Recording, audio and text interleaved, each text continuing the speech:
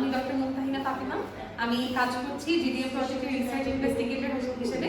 এখন আমি যে সেশনটা নিচ্ছি সেটা আমার ব্লাড গ্লুকোজের লেভেলটা কিরকম হচ্ছে সেটা জানার জন্য আমার গ্লুকোমিটারটা বাসায় দরকার হয়। এখন বাজারে কিছু কিছু গ্লুকোমিটার অ্যাভেলেবেল আছে, সেগুলো আমি একটু ছবি দিয়েছি। এভারেজে 1400-1500 টাকা থেকে শুরু করে 5-5,500 টাকা পর্যন্ত গ্লুকোমিটার পাওয়া যায়। একটা গ্লুকোমিটার ব্যাগের মধ্যে কি কি জিনিসপত্র থাকে, এই যেরকম একটা ছোট পাউচ বা ব্যাগের মতন থাকে, তো এই ব্যাগটার মধ্যে আমরা কি কি পাবো? প্রথমেই পাবো এই যে একটা পেপার মতন দেখছেন, এটা হচ্ছে গ্লুকোমিটারের ম্যানুয়াল। তো এখানে খুব ডিটেইলসে সুন্দর করে প্রত্যেকটা জিনিস লেখা থাকে যে কিভাবে ইউজ করতে হবে, সতর্কতাগুলো কি কি। তো এরকম একটা ম্যানুয়াল থাকবে। তারপরে থাকবে হচ্ছে ব্যাটারি। এই মেশিনটাকে অন করার জন্য আমাদের ব্যাটারি লাগবে, এটা ব্যাটারি চালিত মেশিন। তারপরে আমাদের লাগবে হচ্ছে ল্যান্ডসেট, যেটা এই ব্যাগের সাথেই থাকবে। অল্প কিছু ল্যান্ডসেট দেওয়া থাকে, গ্লুকোমিটার মেশিনটা, ল্যান্ডসেটের একটা নিডিল, আর ওই যে একটা গোল বক্স দেখা যাচ্ছে মানে কৌটার মতো, সেটা হচ্ছে আমাদের স্ট্রিপস থাকে, ঠিক আছে? সো বেসিক্যালি এগুলাই হচ্ছে আমাদের একটা গ্লুকোমিটার ব্যাগের কম্পোনেন্ট। আচ্ছা, এখন আমরা আসি যে আমাদের গ্লুকোমিটারটা ব্যবহার করার আগে তাহলে আমাদের একটা চেকলিস্ট দরকার যে আমার কি কি লাগবে। এই গ্লুকোমিটারটা যে আমি ইউজ করবো বা আমার ব্লাড গ্লুকোজ লেভেল দেখবো, তার আগে আমার কি কি লাগবে। প্রথমেই যেটা লাগবে সেটা হচ্ছে আমার একটা ফাংশনিং মেশিন। আমি যে মেশিনটা নিয়ে কাজ করবো, যে মেশিনটা ব্যবহার করবো, সেটা ফাংশনিং কিনা, সেটা কাজ করছে কিনা, এটা হচ্ছে 1। 2 নাম্বার হচ্ছে আমার এটার স্পেয়ার ব্যাটারি আমার হাতে আছে কিনা। 3 নাম্বার হচ্ছে ল্যান্ডসেট বা নিডিল আছে কিনা, ঠিক আছে? তাহলে ল্যান্ডসেট বা নিডিলটা ইম্পর্টেন্ট। এরপর হচ্ছে আমাদের একটা নিডিল পেন লাগবে, একটা হচ্ছে আমাদের ল্যান্ডসেট লাগবে, আর হচ্ছে নিডিল পেন লাগবে। ওই যে নিডিলটাকে আমরা পেনে লাগাই, তারপর হচ্ছে এটাকে প্রিক করব, ঠিক আছে? আর একটা হচ্ছে আমাদের স্ট্রিপস, কটন, হেক্সিসল। ধরেন আমি পেশেন্ট, আমি নিজে চেক করব আমার ব্লাড গ্লুকোজ। সেই ক্ষেত্রে আইডিয়ালি হচ্ছে প্রথমে আগে আমি ভালো করে হ্যান্ড ওয়াশ করে নিব, ঠিক আছে? হ্যান্ড ওয়াশ করার পরে আমি একটা হেক্সিসল এবং কটন নিয়ে মনে করেন এই ফিঙ্গারে আমি প্রিক করব। তাহলে আমার এই এরিয়াটাকে আমাকে আগে ক্লিন করতে হবে। ক্লিন করার পরে আমাকে আগে ওয়েট করতে হবে হেক্সিসলটা ড্রাই হওয়ার জন্য। আমরা কখনোই হেক্সিসল দেওয়ার সাথে সাথে ওইখানে প্রিক করব না। এরপরে আমার হচ্ছে ব্লাডের ড্রপটা আসবে, তারপর আমি সেটাকে মেশিনে দিব স্ট্রিপে, তারপর আমি মেজার করব। মেজার করা হয়ে গেলে তারপর আমি হচ্ছে সোয়াইপ করে মুছে ফেলবো। এইটা হচ্ছে আমার স্টেপসগুলো, ঠিক আছে? এখন আমি হচ্ছে একটু প্র্যাকটিক্যালি দেখাবো যে আমরা কিভাবে করি। আমরা যেটা স্লাইডে দেখলাম যে আমাদের ব্যাগে কি কি আছে, এই যে আমাদের হচ্ছে স্ট্রিপস।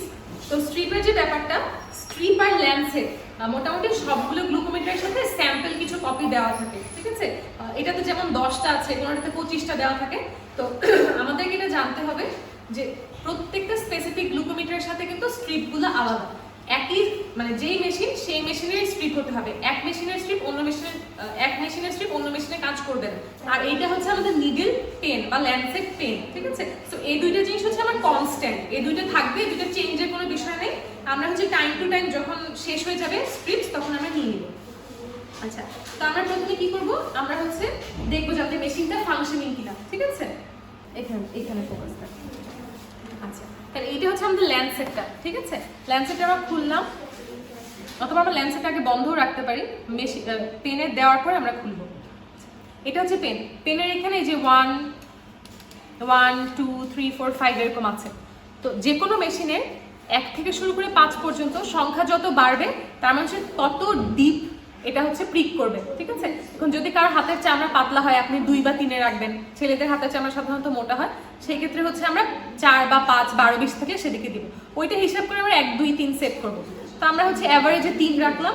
তারপরে এটা আমরা খুলবো, খোলার পরে এই যে এই পার্টটা এখানে হচ্ছে আমরা আমাদের এই ল্যান্ডসেটটা দিয়ে দিব, ঠিক আছে? দিলাম। তারপরে আমার বসানোর পর এবার আমি মাথাটা খুলে ফেলবো, তারপরে আবার এটা লাগাই দিব। লাগাই ফেললাম। এখন হচ্ছে আমরা যেরকম গান যারা ব্যবহার করি তা দেখছি যে একটু টান দিয়ে এটাকে সেট করতে হয়, সেট করে ফেললাম। হ্যাঁ, তাহলে এটা আমার এখন ল্যান্ডসেট পেনটা রেডি, ঠিক আছে? এখন আমি আমার পেশেন্টকে ধরে নিলাম যে আমার পেশেন্ট হচ্ছে হাত ক্লিন করে আসছে। এখন আমি হচ্ছে হেক্সিসল নিয়ে কটনে হেক্সিসল নিয়েছি, নিয়ে ওর এরিয়াটাকে আগে ক্লিন করবো, ঠিক আছে? ক্লিন করলাম। ক্লিন করার পরে আমি কিন্তু একটু ওয়েট করছি, আর এটাকে একটু চাপ দিয়ে ব্লাডগুলোকে সামনের দিকে নিয়ে আসবো, তাহলে আমার সুন্দর করে ব্লাডের ড্রপটা চলে আসবে। তাহলে এই যে আমি হচ্ছে এখানে চাপ দিয়ে নিয়ে আসলাম, আর আমার সেই সময় কি করতে হবে যে আমি স্ট্রিপটাকে রেডি করব।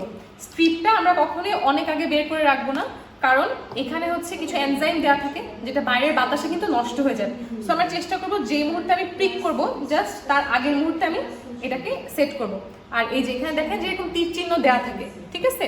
তো যেদিকে তীর চিহ্নর মাথা সেইটা হচ্ছে মেশিনের ভিতরে যাবে। তাহলে এই যে আমার মেশিনের ভিতরে গেল, ঠিক আছে? মেশিন কিন্তু অটোমেটিক চালু হয়ে গেছে। আর মেশিন হচ্ছে এখানে যে ব্লাডের ড্রপটা চাচ্ছে, তো যতক্ষণ ড্রপ চাবে ততক্ষণ মানে হচ্ছে তাকে অ্যাডিকুয়েট ব্লাড দেওয়া হয় না। ঠিক করবো? আচ্ছা করবো না। এখন তারপরে আমি আস্তে করে জাস্ট এই মাথাটা চাপ দিলে এই যে নিডিলটা বের হয়ে আসবে এবং পেশেন্টের হাতে প্রিক হবে। প্রিক হওয়ার পরে কিন্তু আমি একটু চাপ দিয়ে ধরে রাখবো। মানে অনেক সময় হয় কি যে গড়ায় গড়ায় ব্লাড পড়ে, তখন ওই ব্লাডটা কিন্তু মেশিন ঠিক মতন নেয় না। আমরা এমনভাবে ব্লাডটা বের করবো যেন একটা ড্রপ থাকে।